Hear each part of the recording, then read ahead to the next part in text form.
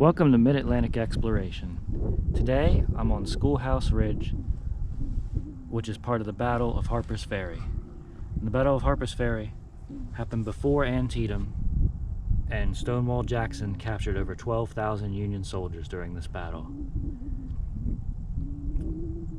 which is the most ever captured during the entire war. So here's a map of the section of the battlefield we're in. I'm going to take a walk around the battlefield, and there's also a bunch of ruins of some old houses here. So let's explore and see what we can find. So I'm walking up the dirt road, and there just happens to be a worm fence next to the road. And they're all over the place here. Well, this is a very common type of fence during the Civil War, or before and after as well. And it was very easy to build because you just took rails and you stacked them on top of each other. And you had to do it in a certain pattern or it wouldn't work right. But then you had supports like this here that would lock the fence together. You'd lay it across, and then you'd hammer them into the ground, which would support the fence and make it stronger. There's a bunch of farm ruins coming up, so we're going to take a walk up here, and we're going to check them out. So here's our first set of ruins. Looks like an old stone house. This is probably one of the only ones we can actually go in, because the rest of them are fenced off because the buildings are kind of dangerous and look like they're going to fall apart. But imagine this was a beautiful house at one time. See, there's one of the chimneys. Fireplace. And up further, it looks like there's a fireplace on the second floor. It looks like they've been reinforced. Put a wooden window frame in here so it supports the stone structure. The other side, there's another fireplace.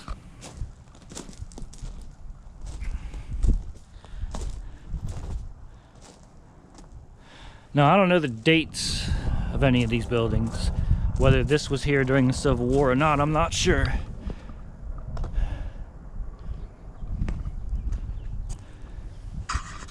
But some of the other buildings around here I think are more modern construction. So we'll go check them out.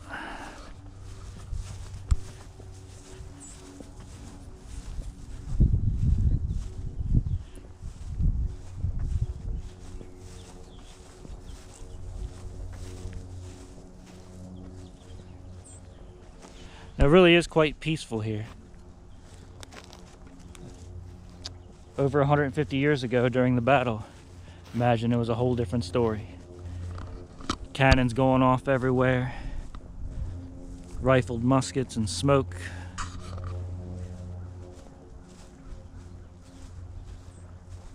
Hard to imagine a place that looks so peaceful being so violent.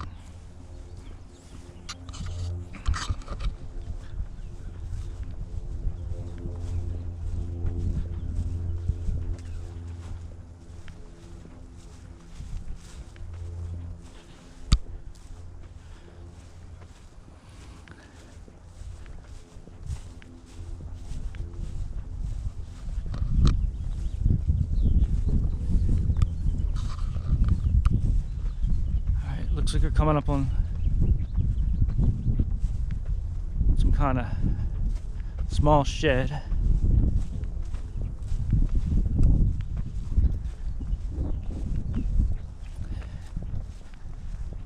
It looks like it's cinder block, so it's not, definitely not Civil War era.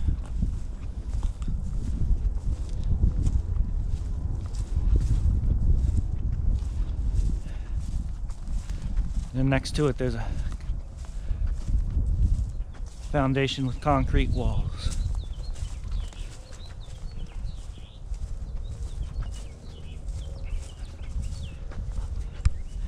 Alright, there's another house up the hill a little bit, so I'm gonna go check that out.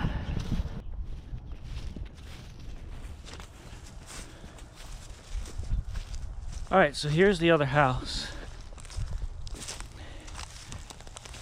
It looks rather old.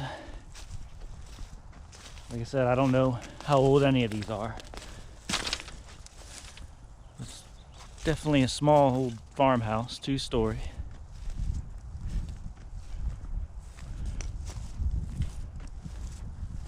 Probably was a very nice home at one time.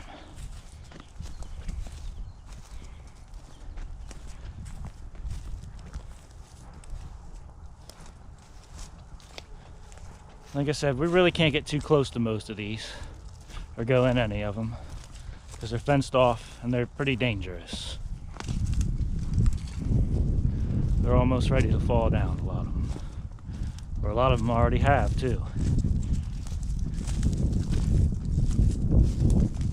As a matter of fact, you can see the back half of this one is already collapsing.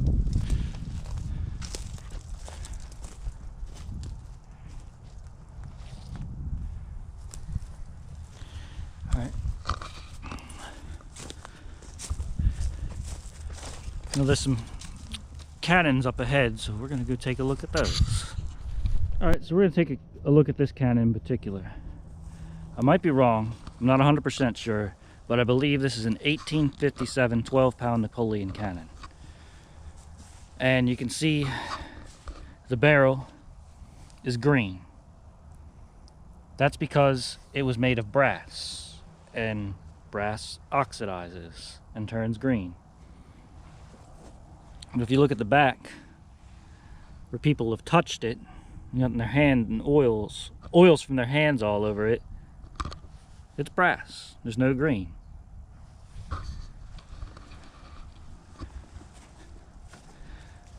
And they were capable of firing a 12-pound ball, 1,600 yards.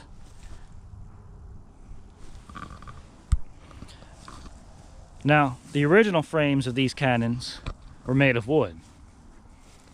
But if that was sitting out here all year long, year after year, that would eventually rot away. So these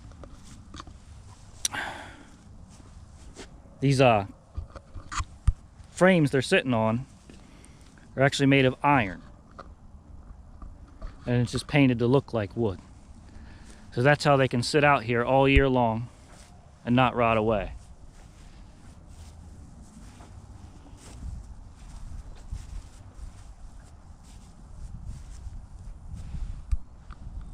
Alright, so let's keep moving and see what else we can find around here. So I've come across the sign about Jackson setting up his trap to capture the 12,000 Union soldiers. So to our left through the trees is that first stone farmhouse we saw and the 2 cannons we looked at. So if you look out in front of us, straight out is Bolivar Heights, where the Union Army was. Behind that is Loudon Heights. Jackson ordered 10 cannon with 150 men up on Loudon Heights, and then sent General A.P. Hill around the right to the Union left flank. He staged a fake attack on their front and had A.P. Hill hit their left and had cannons firing from the behind. So the Union Army was essentially surrounded, because to their left is the Potomac, or on their right flank is the Potomac River. So they had pretty much no choice but to surrender. And like I said, this was the biggest capture of Union troops in the entire war. Over 12,000 men. So we're going to keep moving and see what else we can find. We might come across some more markers, but we're definitely going to see a bunch of abandoned buildings. So let's go check them out.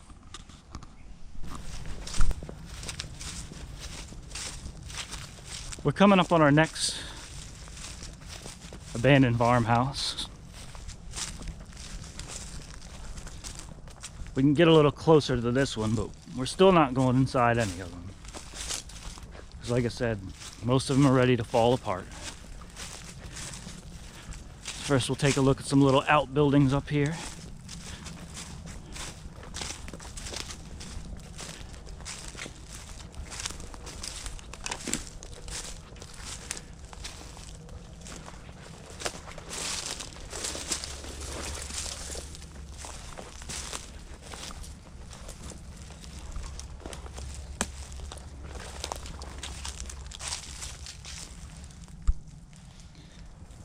Sheds.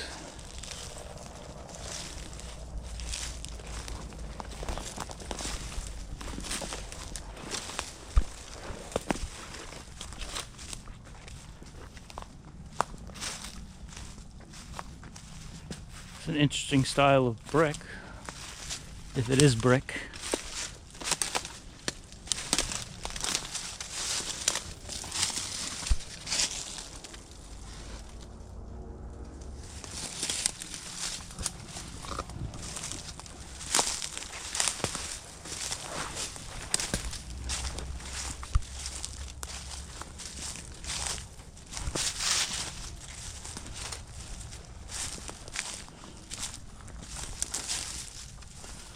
Take a look inside the window.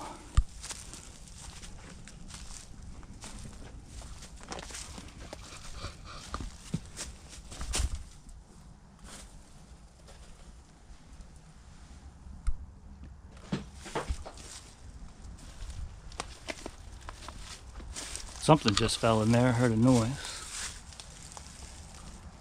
I just shot up to the next floor. So you can see it's really falling apart. You can see this looks like the second floor is now on the first floor. So it's definitely dangerous to go in these buildings, and you're not supposed to be in them. This is national park property. Now for what I've heard, that there is a stone quarry across the street. I heard that they bought this land when they first opened. Because of them disturbing the ground, it could have made these houses collapse from underneath. Now, I don't know how true that is. But later on, the Park Service got this property so they could preserve more of the Battle of Harper's Ferry.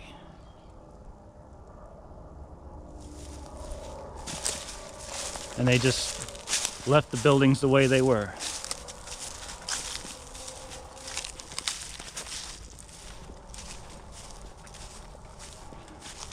So I'm going to continue on. There's some more buildings we're going to check out. So let's go see what we can find. Here's another ruin we're coming up on. And this house is completely collapsed.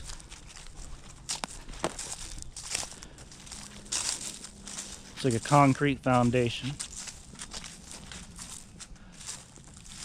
Chimney's still standing though.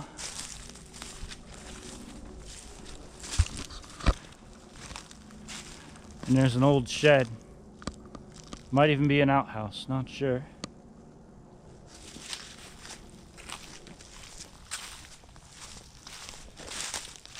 There's some more down the hill, so we'll go take a look at those.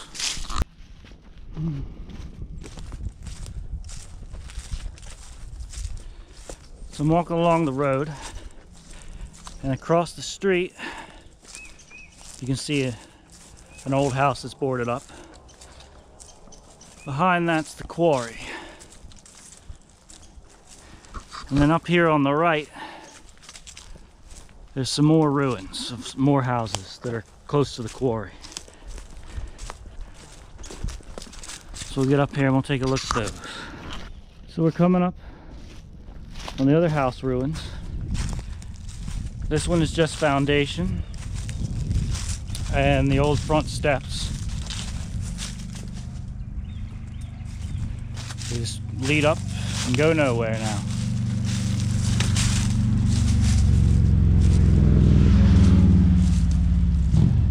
And up here's another boarded up house.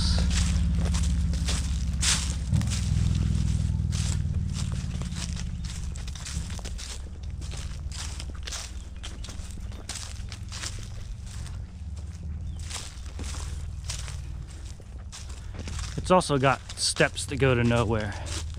Looks like they went to the front porch, and the front porch is no longer there.